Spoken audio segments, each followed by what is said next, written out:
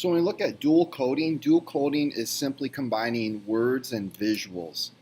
So whenever you can create a visual to go along with what you are teaching, it's going to be a more powerful technique. And again, that's why, for example, when kids take notes, if they are doodling in their notes, but that doodle has a purpose and has a meaning, that's actually a very powerful way for kids to learn, especially for those kids that maybe have a harder time with writing.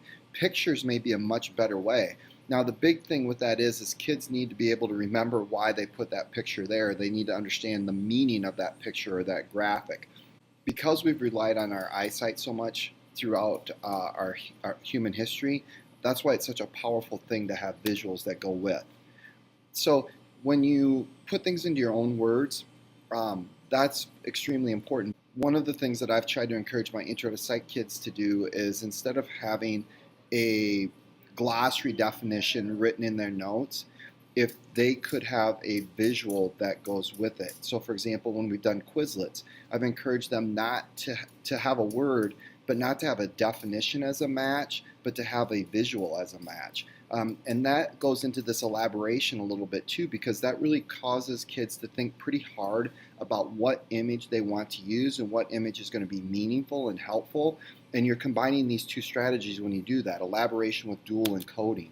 So whenever you can encourage kids again to draw graphic organizers, cartoons, whatever it might be, that's going to be very helpful. So they look through and they're going to go through a number of different ways that you can do this. And a lot of these are things that we already kind of do, but it does take a little bit of elaborative thinking when you start asking kids to represent words into visuals. So that's a very powerful learning tool, because again, you're combining these two things, forcing kids to think about, how can I draw this out? How can I visualize this? How can I take these words and put it into a visual image that has meaning? So infographics are a great way to do it. You wouldn't have to do an infographic on a computer. You could just do an infographic on a piece of paper, where you can have kids draw things out and you can organize it separately. Timelines are another good way. Cartoon strips, diagramming, graphic organizers.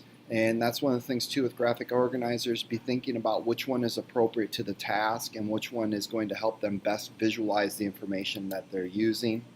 And hopefully what they can eventually do is, instead of writing or talking out, they can sit down and they can draw out what it is that they're learning about. That they can redraw this graphic organizer or redraw this cartoon, even if it's stick figures, it doesn't really matter.